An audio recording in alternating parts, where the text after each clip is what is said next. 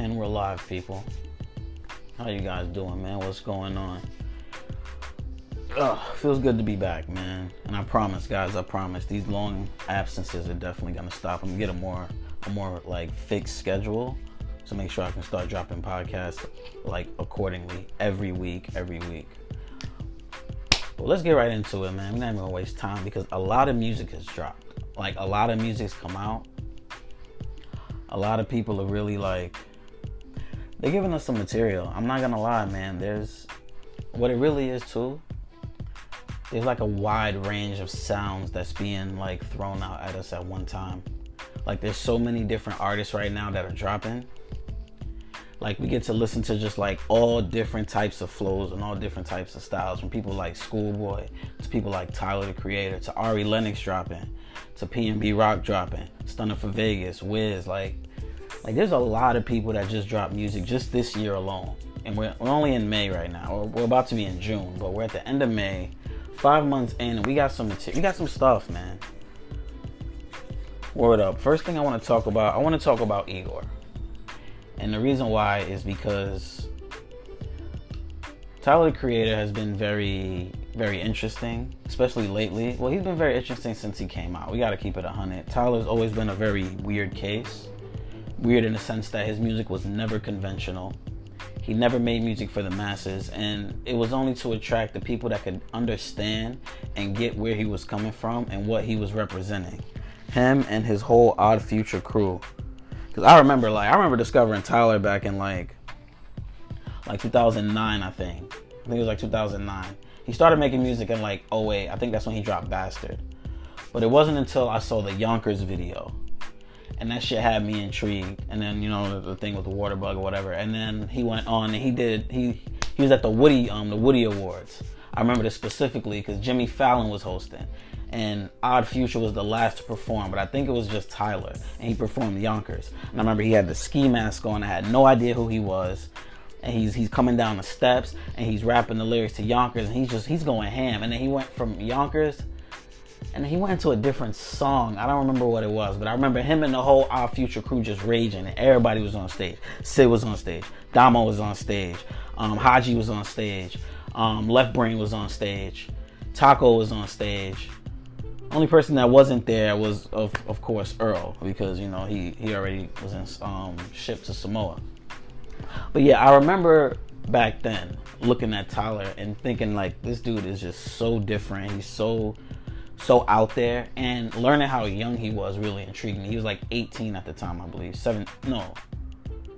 Yeah, he was like 18 at the time. He was like a year younger than me. And like, it was crazy. It was wild. And from then on, I started like really listening to his music. Then he dropped, I think he dropped Goblin next, and I listened to Goblin, and then he dropped Wolf, and then he dropped the Camp joint. Hold on, give me 1 second. I'm usually up on it, but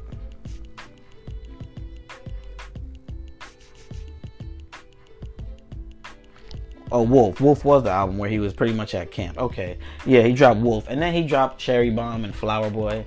And he started to pretty much like change his sound up a little bit. And I've always appreciated that about him. I've always appreciated the fact that Tyler was never afraid to experiment with his sound. He always just sat there, and when he would make his music, and you could hear it, like, he would always look for things that were different. You know what I'm saying? Whether it's in the tones, or whether it's in just the certain sounds within the beats and everything, man. And it was dope. And then just his content itself was always different. You know, he had shock value raps. You know, Tyler would give you the most wildest scenario and then just put it out there full force, and you'd be sitting there like, what the fuck's going on? What the hell am I listening to? And he drew a lot of inspiration from M. I think M is like his favorite rapper, which makes sense. Like M, he fucks with MF Doom heavy. He fucks with niggas like Tech 9. Like niggas like that. People who really like are super lyrical, and they think outside the box when they rhyme, because he's kind of like that. And his crew was like that to an extent, especially Earl. Mostly just him and Earl. Rest of them they were okay. Sid is nice. Sid is lit. But Like Tyler and Earl were the two like forefronters. But anyway, I just always fuck with Tyler, the Creator. Ever since like I saw that Yonkers video, I've always rocked with him since. Like, I just always thought he was different, and he always intrigued me. And I always like to hear something that's outside the norm of like everything else. But yeah, so when Igor dropped, in anticipation of Igor, you know, I didn't know what to expect, because after he did Wolf, which was pretty much the culmination of his series, Bastard, Goblin, and Wolf is pretty much Tyler's 3-part series of his whole like persona. You know, you gotta listen to it to understand it. But after that, he released, I think, Cherry Bomb was next, and then Flower Boy. And I remember Cherry Bomb, like, him drawing, like, a lot of, like, death metal inspiration. I wasn't really feeling it. And I didn't really listen to Flower Boy, because I really haven't been checking for Tyler, like, lately, to be honest. But when Igor dropped, I heard some snippets, and I was like, okay, this is different. And then I saw some visuals for his video, which didn't really, you know, it didn't really tell you much, because even when Tyler first came out, his videos have always been extremely abstract. So, you know, I just had to wait for the music. So then when Igor actually did finally drop, I had to go check it out. I definitely had to go check it out and listen, because I've always been a supporter at the end of the day. And I didn't know what to expect, and I didn't really have any high expectations going in. I just was like, I'm going to go into this thing and I'm going to just see what's going on. And then it starts, you know, with Igor's theme, and then next is Earthquake, and then like, I'm listening to it more and more. And I can honestly say, like, I really appreciate what he's doing with this album. I really appreciate how far he's going. And I appreciate the lengths and depths that he went to really pursue like this almost higher avenue of music. You know what I'm saying? Like, the way that he puts the production together, and the way that he just, it's dope. It's super dope. And it's definitely it's different than anything he's done before. It's different than what he's usually doing. You know what I'm saying? The way he switches the pitches on his voice for the song, so you can hear him singing in different tones. Like, I fuck with it. I fuck with the album. I fuck with the experimentation of it. Like, I love when an artist is willing to go outside of their element and willing to go and really try to just change the spectrum of music. You know what I'm saying? Because hip hop doesn't have to just be that original boom bap that we used to love, or the OGs love, and it doesn't have to be this new druggy trap that people are into now. Like, it can be whatever you really want it to be, and that's a part of being an artist, is to shape the music and try to alter it and change it a bit and see what you come up with. You fuck around and come up with a gem, and I think Tyler came through with a gem. Like, give it a little time. This is probably classic, 100%. This album is definitely a Grammy pitch. 100% a Grammy pitch album. Like, you can hear it in the instrumentation, you can hear it in the structure of the songs, you can just tell by the whole way he packaged this whole thing together. Like, this is like Tyler's elevation into a new plateau of music. Now he's up in that pedestal with niggas like Bruno Mars, niggas like Pharrell, people like, you know what I'm saying, people that know how to give you more than just what everyone else is looking for. People that know how to look inside the music and really pull something serious out of there. Something different. Something interesting. This is an eclectic album, you know what I'm saying? Like, it's the Grammy pitch. It's dope though. I can't lie. Like, I'm usually not really into like bait albums, but the way he put this album together, I rock with it. I can't front. But yeah, man, if you haven't listened to Igor, definitely check it out. 100%. I think it's Tyler's 5th album, if I'm not mistaken. Let me look this up real quick. I don't want to tell y'all the wrong thing, but if I'm not mistaken, it's his 5th. 1, 2, 3, 4, 5, 6th album. 6 albums in, excuse me. And Tyler's doing his thing. He's doing his thing, man. I rock with him. All right, who else dropped? We got to look at and see who else I've been listening to. Excuse me. Let's get into P&B. And I want to get into P&B because I wasn't really too sold on him when I first heard about him. I remember the Everyday We Lit joint. I don't know if that's the name of the song, but the song was cool. But I remember more listening to him on certain features. I always felt like he was just in this like middle space amongst his peers. Like PNB's sound reminds me of dudes like A Boogie, of people like Juice WRLD, people like Uzi, people like excuse me, people that's in that singy, trappy realm where they kind of act like they're in that like gangster realm, but then they're kind of in that emotional, drug addicted, drug fueled. It's that whole little drug addicted, drug fueled space where they're trapping, but they're also simping. It's a little weird, but he's always in that space with dudes like Boogie, even kind of dudes like Kodak, just all these guys that kind of adapt and utilize that trap sound that everyone loves right now. But I always felt like his music was always kind of in the pack, because it wasn't like with Uzi, where Uzi could give you these super fire quip like lyrics or these super quick punchlines, or he can give you those dope melodies that you love. Or dudes like Juice, whose whole song is like one just like relaxing melody if you're high on something good. You know what I'm saying? But like PNB's music, to me, initially, it didn't really feel like it stood out to me. I always felt like he was just he's cool, but I don't know, there's other guys that do it better.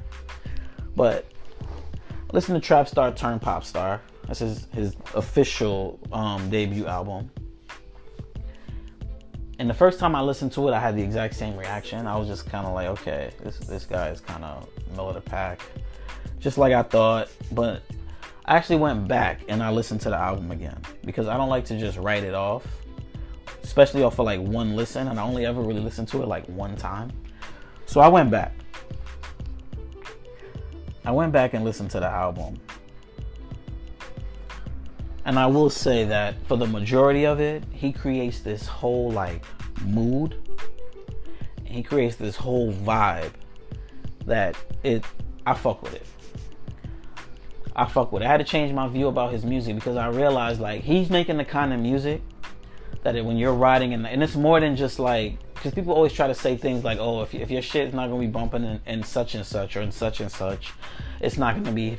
That shit is bullshit. Listen, the reason why songs end up on the charts and the reason why songs end up number one and they go billions and hundreds of millions of streams is because people are sitting in their cars, they're sitting in their houses, they're sitting wherever they are, or they're doing whatever they are, and they're playing that music consistently. You have to be able to make music that people can just vibe out to and listen to. Whether you riding out in your car or whether you in your house, you just moving around, milling about, you could you know what? Let me turn on this PNB real quick. You know what I'm saying? Because he has that trappy pop rap flow that just rides out and is super smooth. You know what I'm saying? It can have your head bumping. It makes you want to dance a little bit. It makes you feel like you kind of want to go out a little bit, even if you're doing something like it. It puts you in a good mood, and I fuck with it. I fuck with music like that. That's why I like those guys. You know what I'm saying? I'm traditionally a more lyrical oriented like artist when it comes to being a fan. But I can fuck with dudes like this because I love music that puts you in that vibe where you can just relax and chill. And you can just vibe out to it. Like, that's super dope.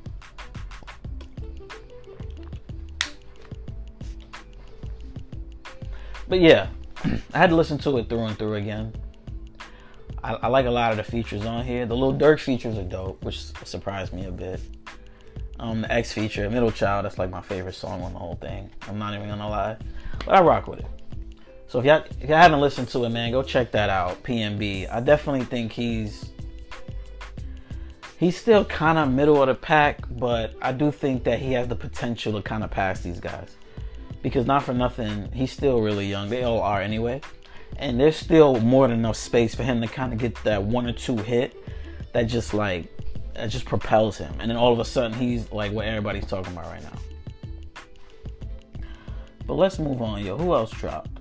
Oh, speaking of moods, since we talking about mood music, yo, I don't know if y'all rock with Wiz. I've always rocked with Wiz. I've been rocking with Wiz since I want to say 2007 or 8. whenever I remember, and I'm probably a little late on that because if I'm not mistaken, he's been releasing music since like '06 or something like that. But I remember watching MTV Jams and music videos, and that was my thing, especially back when I was in like high school or like 18, 19. Like I would just sit back. I could watch the music video channel all day. I remember they had the Jam of the Week, or it was either Jam of the Week or like the new artist joint. I'm not sure which one of them it was, but I remember there starts playing, and I see like they're at the it looks like they're at an airport, and it looks like a private plane, and I see Wiz, and he starts rapping this plane, and his whole fucking like swag about the whole thing, the way he put the whole video together, and the whole shit was dope to me. It was dope. And Wiz was like, he was different. He wasn't like any of these other guys that were out at that time. He just seemed like such a different artist. And ever since then, I've been rocking with him. Ever since this plane. Then he put out Cushion OJ, and that was it. He set the streets on fire. You know what I'm saying? He just started releasing his music. And it's dope because Wiz is one of those guys that low key, he's making his fucking bread. He tours, I think he tours year round pretty much. He's always on the Forbes list. 15 to 20 million a year. He just did over 1 billion streams, or like, I think it was more than like 1 billion or 2 billion streams on like Spotify when everybody was posting their numbers. Like, Wiz is one of those guys, he's like a silent winner. You know what I'm saying? You never really realize that he's really out here making shit happen and doing things because he's so low key about it. He's not really on the charts heavy like that. But it's because, like I said, when you make that music that people are going to keep in rotation, and when your shit is going to get played and played and played, especially in the streaming era, dude, that shit is everything. You already have to deal with the fact that people are manipulating numbers. You have to be an artist that can continuously get your music played if you want your shit to make money. Like, that's the type of shit that he does. You'd be surprised, man. He's not on the charts like that. He's not talked about in the media like that. Like, not super, super crazy. But he's always on the Forbes list, and his stream numbers are ridiculous. Like, come on, man. I'm just saying. You gotta make that music people want to hear. His album Fly Times, that shit is like vintage Wiz. It's not, I don't want to say it's Cushion OJ, because it's not. But it's a Wiz Khalifa in a very, very comfortable space. He's found his lane. He knows what his lane is. He knows what his fans want. And based on him being able to still sell out tours everywhere he goes, he going to places like Prague and shit, like Greece and shit selling out. When you start selling out those type of places, yeah, fam, you're kind of solidified. So it's him in his most comfortable space. I think it's called Fly Times Volume 1. Shit's dope. Y'all should definitely check it out. Especially if you like to smoke, you like to chill out and relax. Or if you just like music where you can just vibe out to. Because he definitely makes that music where you can sit in your car, or you can be cleaning, or you could play his shit at a cookout, not for nothing. Wiz is really making that, like, some of those tracks are like some good cookout type tracks. I fuck with it. Y'all should definitely check it out, man. It's definitely a good album. Like, it's music dropping. You know what I'm saying? Like, people are really dropping music out here, and I rock with it. Who else came out here? Who I've been listening to, man? Who I've been listening to? Oh, speaking of music, since we talking about it, just for full disclosure, I've never really been the biggest R&B fan. You know what I'm saying? Like, the genre itself was always cool in the 90s and in the early 2000s when it was more club party oriented and not like sit in the club and get smacked and twerk party, but like actually in the club dance battle party. So, especially when R&B started shifting into more of what it is now, I'm not a fan. I don't really rock with it that much. But lately, there have been women that have been, and men too, women and men, young artists that have been blooming in that genre, that are not getting enough credit and not getting enough shine, man. And Ari Lennox is definitely one of those people. 100%. Like,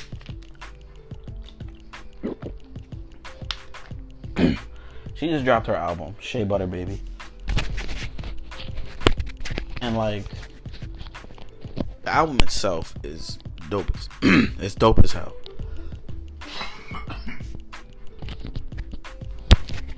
The album itself is dope. what I appreciate about Ari is that she's really giving you like a very good and a very wholesome vibe to her music. And no, let me take that back. Not necessarily wholesome. I'm not trying to say like she's a good girl, because I'm not saying she's a bad girl, but she's not a stranger to promiscuity, you feel me? What I mean is like her music feels very warm and it feels very authentic. And I love when I hear music from people like her, like the artist Her, like Ari, like SZA. Like music from artists that just, it seems like and it feels like the material that they're giving you is legit. They're giving you their passion, they're giving you their struggle. And it's not just like something that's overly dramatic or something that's trying to be painted into like this story where they're this victim. No, they're giving it to you kind of how it is. Excuse me, especially like Ari and SZA. They really give you them, like the type of content that they make and the way that they talk in their music, they're kind of giving it to you how a person who's pretty straight up about life is. Listen, this is what it is. This is what comes with being with me. This is what I want right here and here. This is what I'm willing to accept. And this is what I'm not cool with. I fuck with that. You know what I'm saying? Her shit is so honest. Her voice is beautiful. You know what I'm saying? She's giving me, she's really giving me like heavy Erykah Badu vibes. She's giving me like heavy Erykah Badu vibes, like in a great way.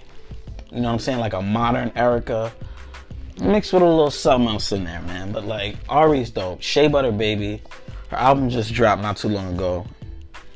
Go check it out, man. If you haven't listened to it, if you rock with R&B, if you're looking for a new artist, someone who's passionate, someone who's really serious about this music shit, who loves her craft, yo, go check her out. She's lit. And she's part of Dreamville. And I'm going hard because I will always go hard for Dreamville artists. J. Cole is my favorite artist, and I fuck with everything that he's doing, man. He's pushing his people so hard this year. And if you guys notice, like, J. Cole's been in the spotlight more than usual. And it's not by accident. You see, you can't try to push and promote your artist when you're also an artist if you're not out there in the forefront. How can J. Cole promote Jid, Ari, Baz, Kaz, Omen, Loot, Earth Gang? How can he promote all these people if he's in the back not really doing much? Because realistically, not for nothing, these artists are still relatively unknown. Like, people know who Baz is, and you know, that's because he's been out here for a minute. Kaz been out here for a minute. Omen been out here for a minute. But they're not like wide range like that. You know what I'm saying? You want to push them out to the higher plateau. You have to be out here pushing them as well. It can't just be them out here. You got to be right next to them, going just like they're going. You know what I'm saying? The same way Kanye did for Big Sean. The same way Hov did for Ye. That's how you got to do it. That's why you see J. Cole all over the goddamn place now. You know what I'm saying? He's dropping tracks, he's dropping features, he's dropping all kind of shit. And yeah, of course, it's for himself as well.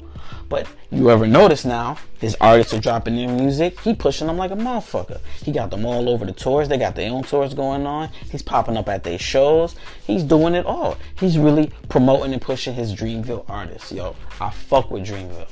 Go check out Ari's music, man. Y'all would really fuck with her, and I think y'all would love her. I'm not gonna lie. She's dope. She's dope, man.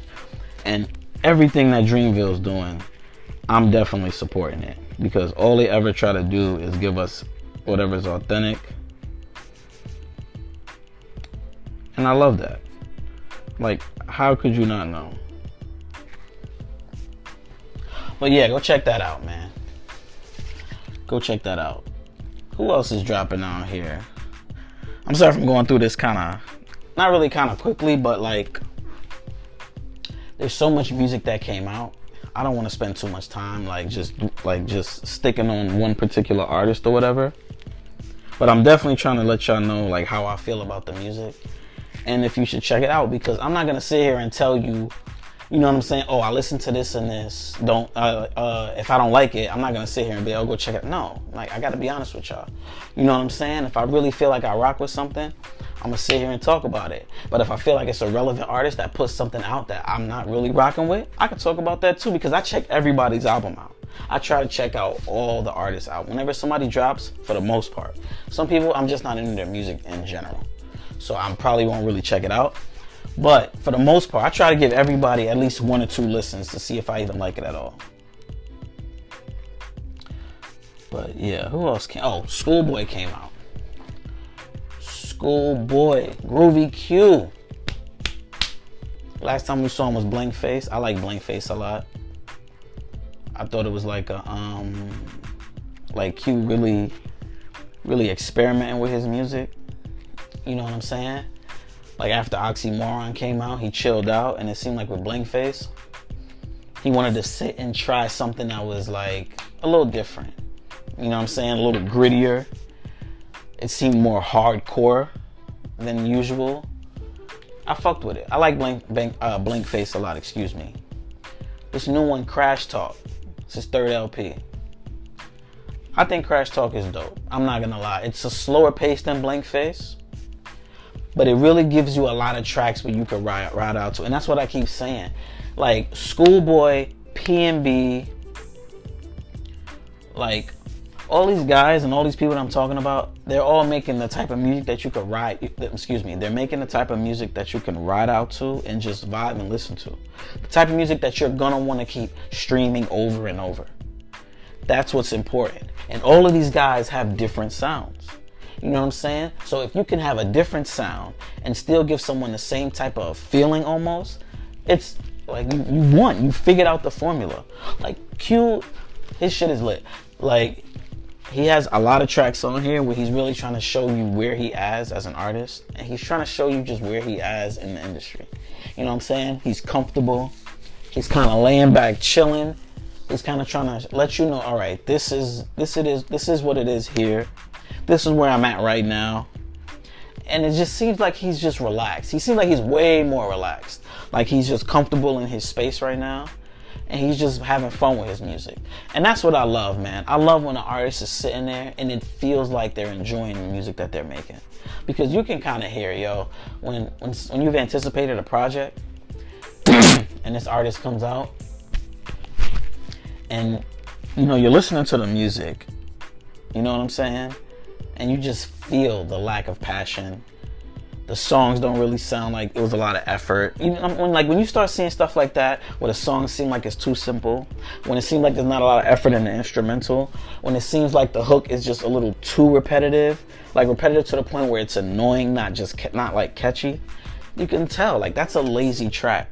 And you can tell when the artist is in a lazy mood when they release an entire project full of bullshit. So when they give you a project where a lot of the songs really sound like they're trying to really show you where they are right now in terms of music, I gotta fuck with it. I have to fuck with it, yo. And then I love the way Schoolboy Q rhymes. He's lit. He's an LA artist, but he rhymes like an East Coast influenced LA artist, which, one, regardless of how people feel, all artists are influenced by New York rappers because that's where it started. Anyway, Schoolboy has also stated that his favorite rappers are like DMX, Jay-Z, Biggie. So like his favorite artists come from New York. So it makes sense that, yeah, he would have some of that like charisma, that bravado and all that shit when he's rhyming. Because LA artists are super laid back. So like he's a little contradictory to his culture, but also not, because he also does sound like an LA artist. It's dope. I love Schoolboy Q's whole fucking style. The way he put his whole shit together is super dope. I can't front. But let's see who else is out here, yo. It was funny, yo. I was looking and I found out that Rotimi from freaking Power, his album is apparently #1. The only reason why I figured that out is because of all the videos being posted about him and apparently him owing 50 Cent $300,000. And in true 50 Cent fashion, he is on his fucking neck. And what I don't understand is, one, if we're just seeing all this now, as far as all these people owing 50 money, then these dudes have had to have heard about this stuff a while ago. You all are in the industry. Like, not for nothing, fans and people outside of the industry, and even outside of media, or even within media, we learn things a lot later than when they initially happen. That's why when shit go down with certain celebs, and then you find out certain scandals later, but then you're trying to figure out why those celebrities are still together if he or she cheated. Yeah, it's because they found out months ago, already dealt with this shit, and they've moved past it, and we're just now finding out. You understand? So a situation like, I'm saying that to say, if you've heard the horror stories of what 50 would probably do to niggas who owe him money, and if he's doing this shit publicly, posting your videos, blasting you for his millions of followers. 50 got millions of followers, dude. Millions of people. Not to mention who else is reposting it. Blogs are reposting it. I'm reposting the motherfucker. Shade Room Ball Alerts reposting it. Hollywood Unlocks reposting it. Rob Lane's reposting it. Academics is reposting it. Vlad TV's reposting it. Adam No Jumper's reposting it. My nigga, everybody's gonna talk about it. So what my whole thing is like, if you can see what he'll do publicly, I can only imagine the type of harassment and shit you have to deal with privately if you owe the nigga money and you don't pay up. Why are these people borrowing money from 50 Cent? Even if I never heard of this shit, if I needed to borrow money from anybody, a nigga like 50, yeah, I'm sorry, man. 50 Cent's one of the few people in this world I would never take money from. I wouldn't really say it's like a deal with the devil, but it's a little close. Yo, look, man. This the type of nigga, you see the type of shit he's on. You see the type of shit he's on. He has harassed about 4 to 5 people in a span of like 4 months. You can say it's like one nigga a month. Tierra Marie, Rodamy, Jackie Long, the white guy that was supposedly his business partner that he's not cool with. Young Buck. I think that's 6 people. Like, come on, son. 6 people in like 3 months, 4 months. This nigga's wildin'. This is the type of person, yo, I don't even know if I'd want to get in business with 50 Cent. Just because of the type of time that he's on. Like, you want some next shit. Like, I don't know. But yeah, apparently Rodamy had the #1 album in the country. I haven't even really listened to it. I've never really heard his music. I know he's an R&B artist. So, like, that's probably why. As I said, I'm not super into R&B like that. But yeah, man, that shit with 50 is crazy. And 50 is always fucking drumming up. He's just always like pushing like some type of bullshit. And then of course he's hashtagging all his advertising products. And I'm like, yo, there has to be a point in time where you have to get tired of this type of fuckery. Cause yeah, it's funny and we'll laugh at it right then and there. But you gotta remember, yo, 50 is like, he gotta be in his early mid-40s, I think. How old? Hold on, give me a second, man. How old is Curtis Jackson? How old is Curtis Jackson? And 50, if you're listening to this, not that you ever would, I don't want any smoke. I got nothing but respect for you, fam. I fuck with you. You're a legend. We're gonna keep it at that. We gotta keep it a hundo, too. He's 43 years old. This the type of time a nigga who's 43 is on. You know what I'm saying? This nigga soaked up all the clout from fucking Soulja Boy and Tekashi and said, yo, it's time to use this clout. Let's go. Shit's weird. And for him to be that old and still be on this type of time, a dude like 50, and not for nothing, all due respect to him, I would have expected him to be up there with dudes like Jay-Z, dudes like Diddy. You know what I'm saying? Like, I would have, even dudes like Rick Ross, like, I mean, and don't get me wrong, 50's making boss moves with his networks. He's making a lot of moves in television. So I can't, like, knock him for that. And I'm not trying to make it seem like he's not out here winning. Because at the end of the day, he is. But the way he's conducting himself and the type of behavior that he's, like, exuding, dude, I would expect him to carry himself more like how Hov and Diddy are. And to be in that, and to be on that same level as like Hov, Diddy, and Dr. Dre. Can't leave out Dr. Dre.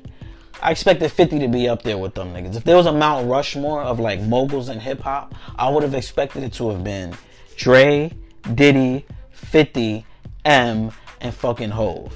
Honestly, that would have been my. I think it's only 4 on Rushmore though. Whatever. My top 5 moguls in hip hop would have been those 5 guys right there.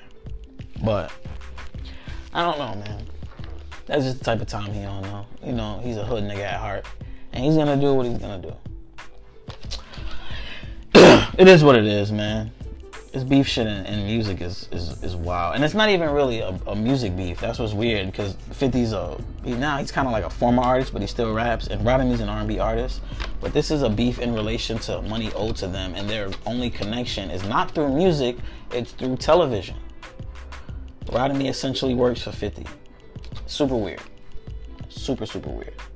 They better work that shit out though. And 50 better chill out, man. Beef from every single person under the goddamn sun. Like, just relax, fam. Just relax. But yo, last person we're gonna talk about as far as music is the motherfucking. Well, this is not the last person. Last two people, the baby and Stunner for Vegas. Now, let's start with the baby. The baby's been hot for like the last 6 months or so. Like, I mean, on fire. He's been hot for like over a year and some change, if I'm not mistaken. But he's been on fire over the last like 4 to 6 months. This dude has been all over the place. His social media followers have increased exponentially. And he's touring like a motherfucker. Always on private jets. If y'all follow him on Instagram, he's always posting up. He's always doing a lot. Apparently he's making a lot of money. And I like his music.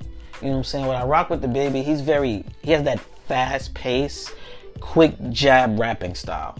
That shit is so fire. When he gets his beat, his man Jesse Made, I think that's the producer's name. He makes these super fast beats.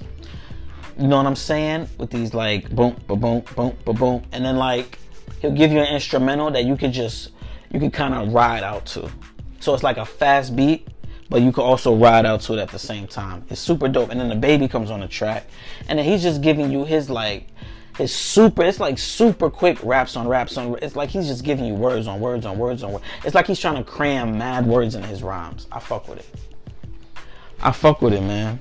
You know what I'm saying? It's like rapid. It's not even rapid fire because he can speed it up a little bit when he raps though. He can speed it up a little bit when he raps, but like it's like those quick little punchlines. It's like punchline after quick punchline, quick punchline, quick punchline. It's dope. I fuck with it heavy, yo. Y'all should listen to him. Check him out. Him and his man Stunner for Vegas. Stunner for Vegas just dropped his tape 4 times. I think that's his mixtape. And I like them two together because when Stunner and the baby's on the track together, it's like two fucking brothers in the tag team ring. They rap like they're two brothers. The baby's in the ring, Stunner's on the ropes, and they just in there doing some Hardy Boy shit. Some flashy backflip kicks to tag each other in and out, swanton bombs. Yo, when they on the track, this shit is so lit. I haven't heard two niggas on the track that's as lit as them two in a long time. Not a long time, but in a minute. Like, I can't front. They get on there, you got the baby's like quick punchline style, and then Stunner style is a little more slowed down, but it's more raw and hardcore. So he'll give it to you straight up, and the baby will kind of set you up, and then knock you out. It's dope. And the way they play off each other is super lit. Excuse me. Then they're in the video, they're dancing, their dances are on point. Like, they have such great chemistry together. It's lit. And if I'm not mistaken, Stunner's signed to the baby. You know what I'm saying? So the baby's a young nigga. He's a boss, a CEO. He signed somebody else. They're both signed under Interscope through the label $1 Billion Baby Entertainment. Like, yo, he winning. And another part of why he's winning, not because people's rocking with the music, because Suge is one of the hottest songs out right now. He's also known for being real. Like, if y'all don't know, the baby, like, he actually had to like take someone's life. Like, someone tried to come at him in Walmart. Like, two guys. This is the story he gave, and also kind of the news report too. Like, apparently he was in Walmart. He got into it with two guys, verbal or whatever. And according to him, the guys drew guns on him. So he's licensed to carry. He drew his gun out, and he ended up taking one of their life. Now, that's not a gangster situation. That's really self-defense. But between that and there's like there's another video of him knocking somebody out in the club. I posted it recently. Apparently that one's kind of old. And then between that and the video of him and shooting his baby Jesus video in Atlanta, and those Atlanta goons trying to kind of press him, and him just standing his ground by himself with nobody but the film crew. Like, all of that just pretty much added to his swagger, and it added to his bravado and to everyone's kind of view that, yo, this dude is real. And rap, especially in this time and day and age with niggas like Tekashi, who proclaimed that they was about it for a year, and then turns out he's snitching.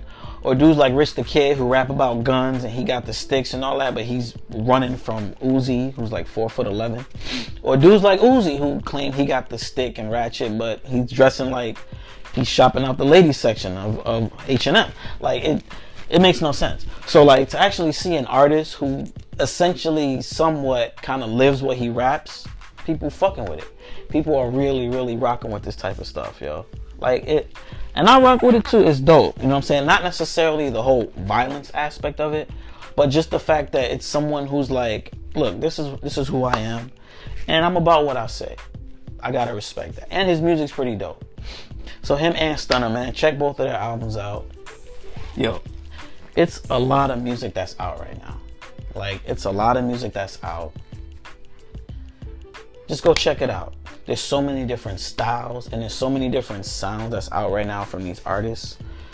And just so many different people. People that's coming into their own. People that's giving you gems. And then people that's probably going to surprise you, man. And I've only talked about a few people that's dropped. Like, go check it out. Go broaden your horizon when it comes to hip-hop. Because hip-hop is changing. And I know people always want hip-hop to stay one way. And we always want it to stay a certain way.